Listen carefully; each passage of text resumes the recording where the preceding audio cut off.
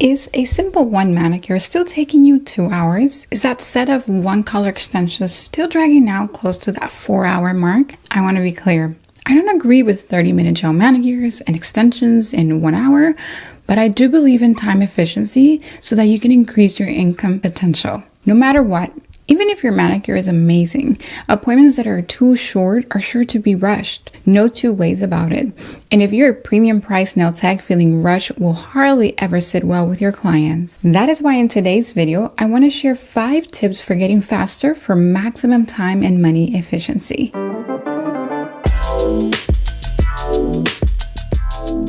Hey there and welcome back. If you are new here, welcome. My name is Paola of PaolaPonceNails.com, and I help current and aspiring nail techs become thriving entrepreneurs by mastering all of their services using soft gel only. If this sounds like a niche you'd like to consider exploring, then at the end of this video, do consider subscribing. Before getting started today, I wanted to tell you about our upcoming Kokoist Japanese Gel Nail certification.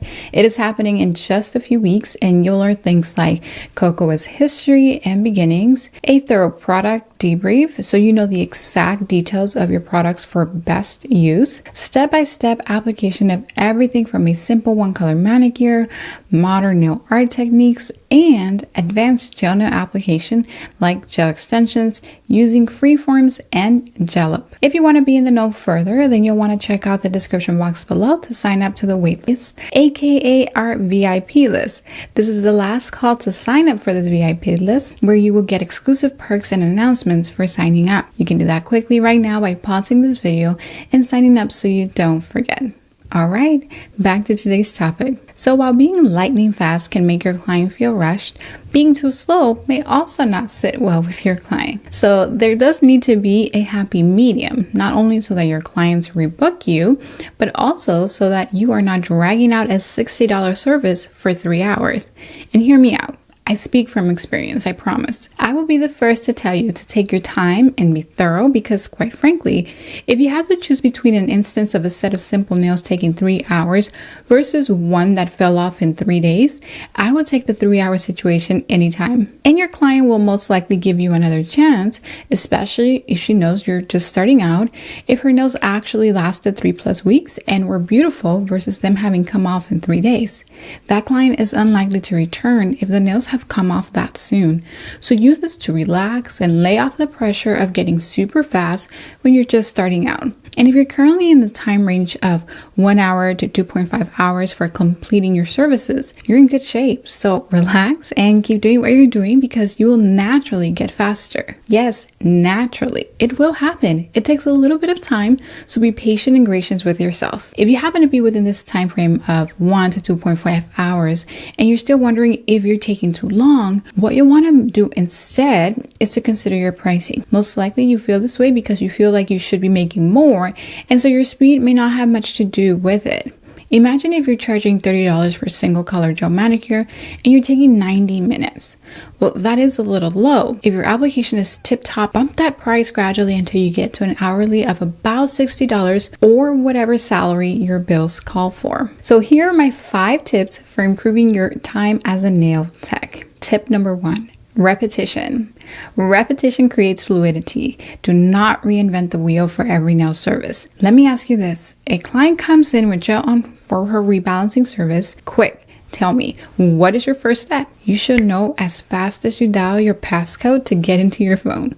I know that my first step for rebalancing after analyzing the nails is to ask the client if she will be keeping her length. After that, I proceed to grab my e-file and removal bit. And from there, I know every step exactly to get me to a finished set of nails within 90 minutes. Yes, even extensions. But because this is not a competition, I do book 2 hours for these regardless, as they are free form, fully customizable extensions. Again, no rush. I give myself 2 full hours, even if I don't take up the entire time. Perhaps you're new in this business and are like, okay, repetition sounds amazing, but how does that happen if I don't have enough clients to book myself back to back to get that practice? I'm glad you asked. Well, you can put tips on a stand and rehearse your steps.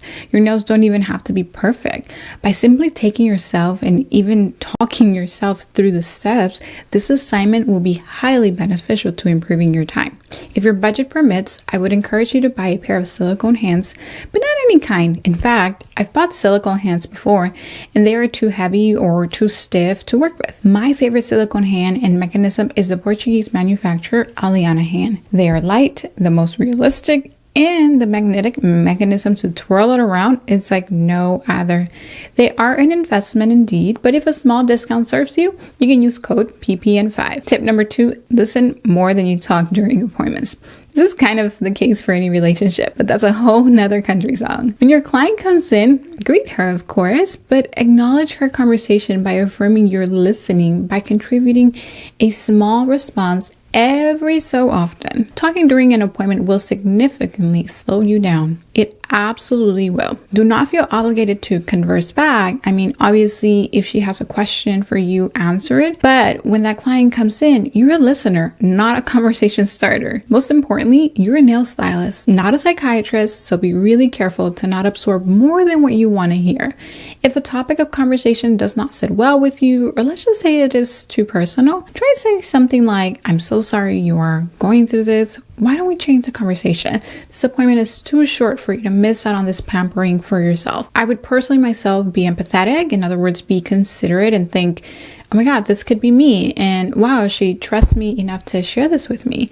But I also have to think of my well-being, and I don't want to absorb her situation because I have like 3 other clients that I may have to absorb something from, right? So let me kindly shift away. Tip number 3, have all of your materials within reach. If at any time you have to get up and get your supplies, you are slowing yourself down by not only getting up, but by interrupting your focus. It's easier to keep an engine going and quickly changing a gear, speed, or function while it is already going, rather than stopping that machine, in this case your brain, and reactivating it, making it remember where it last left off. Your air conditioner kind of works like this. Every essential material should be within arm's reach. My table setup, even now, is set up so that I do not have to get up for anything when I want to start recording. Light button right there, microphone right here, camera right there, all within reach. I was literally able to touch everything I just pointed out.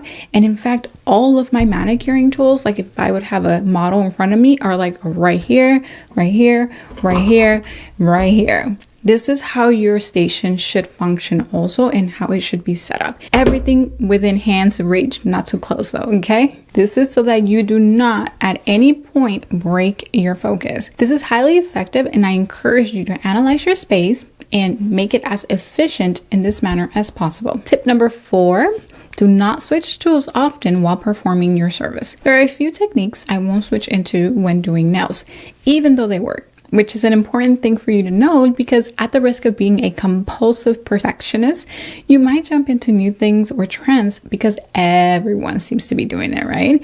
But in actuality, they only improve your service by a slight margin. The 2 techniques I won't give into during a nail service because they only make a marginal difference is, number 1, adjusting my application with a second tool.